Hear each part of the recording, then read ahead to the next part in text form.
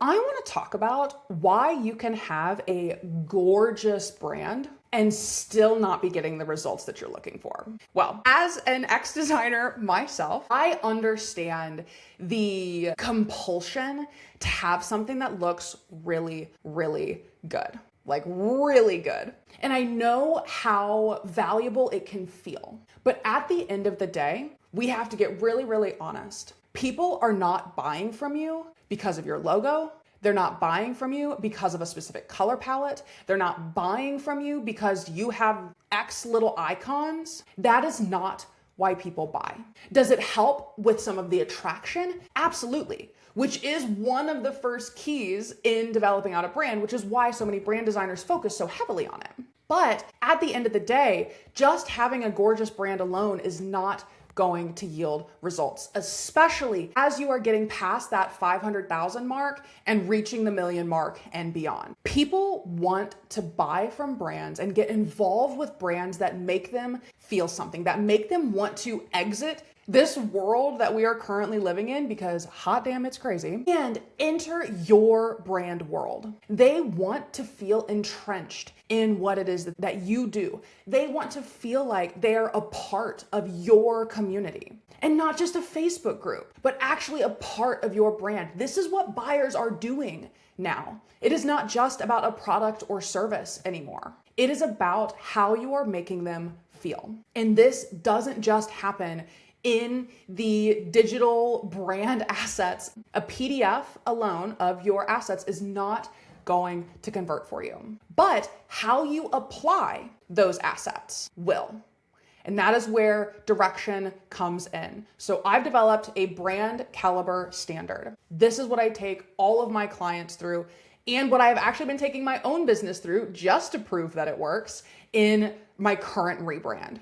Now, why is direction so important? Direction is the bridge between the strategy and the execution, and it is what actually creates that 360 experience for your buyers. Because while a logo won't get them interested in purchasing from you, unless you're Nike, right? And even then, are people really buying from Nike because of the logo, or are they buying from Nike because of the message that Nike delivers? I know I'm not buying a swoosh just to have a swoosh. So in your business, especially as a small business, what I want you to start thinking about is, how can I bring my brand into the world? What about my brand can get people so excited to be in my space, so excited to work with me, that I'm no longer convincing them that I'm the right choice? They have self-selected and are praying that I choose to work with them. Now, there are a number of ways that this happens in the direction phase. We want to look at, okay, what is the buyer journey that we're going through? What little touch points and keys can we add in here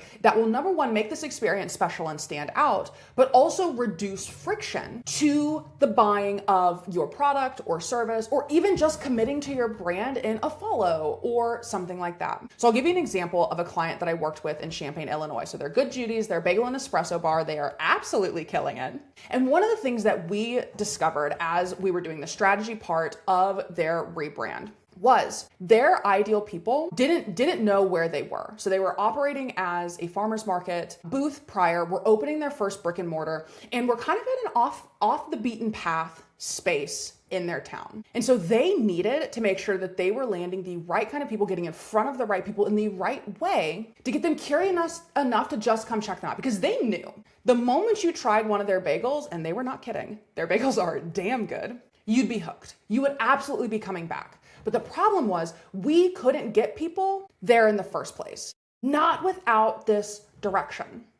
So we devised a couple of plans. First off, we knew they were wanting to target stay-at-home moms in the area. They were close to some neighborhoods where there were a lot of children. They were right next to a grocery store as well. And so we thought, okay, who are moms already getting information from? Number one, mom blogs. First and foremost, like, we need to send out some press releases to the mom blogs with the new branding associated to it. We need you to look legit so people are comfortable taking a risk and coming to you in the first place. So again, does the looks play a part? Yes. You have to look like you deserve their attention. But more than that was making sure that we were reducing friction. The easiest way to get them there was not going to be running ads on TV, but going to mom blogs where they were already interacting. They already trusted these individuals who hosted the platforms and getting a recommendation from them to go try out Good Judy's. Of course, people were going to start lining up. Similarly, because they were so close to the supermarket, we talked about doing some guerrilla marketing, like put some flyers on people's cars. You are right by there. Hey, I know you're here getting your groceries. Want a little snack to reward yourself for, going through the aisles? Come check us out. We're Good Judy's. There's these little pieces that will get you connected to your buyers outside of just slapping a logo on your social media or on your website or changing a color in a template. And then once the people are there, you also want to be thinking about, okay, how can we expand this world even more? How can we make them want to be a part of it, like they're part of a club? And so for Good Judy's, we started to create these drink passports. So anyone who came and tried, once you tried all the new flavors for the month, they roll out new drinks each month, you would get a reward.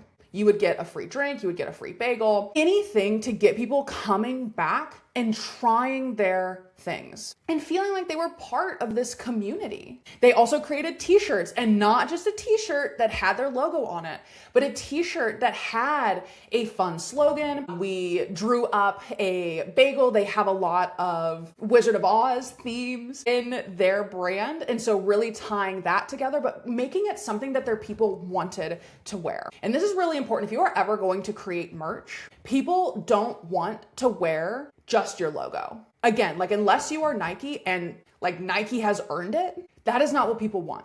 So you need to be thinking about how can you bring this brand to life in a way that your people actually care about. Because again, just because your stuff looks good doesn't mean that people will convert. You have to be strategic, you have to be intentional, and you have to have that direction piece to bring the brand to life. Now, if you found this helpful, feel free to like and subscribe. I share videos like this all the time on my channel. Also, I will be hosting a workshop. It is a brand direction workshop specifically talking about these 3 parts of the brand caliber standard. So if you're sitting here and you're like, man, I know that my brand maybe looks good or maybe it doesn't, that's okay too, no judgment, but it's not converting the way that I really want it to. I'm not building this world. I'm not differentiating myself in this way. Come to the workshop. I'll post the link in the description. I hope I see you there. I just want to make sure that we are getting more names of small businesses, especially women and queer small businesses, at the top. You deserve the recognition. You deserve the success. You deliver incredible results. Let's make sure that you are recognized for that.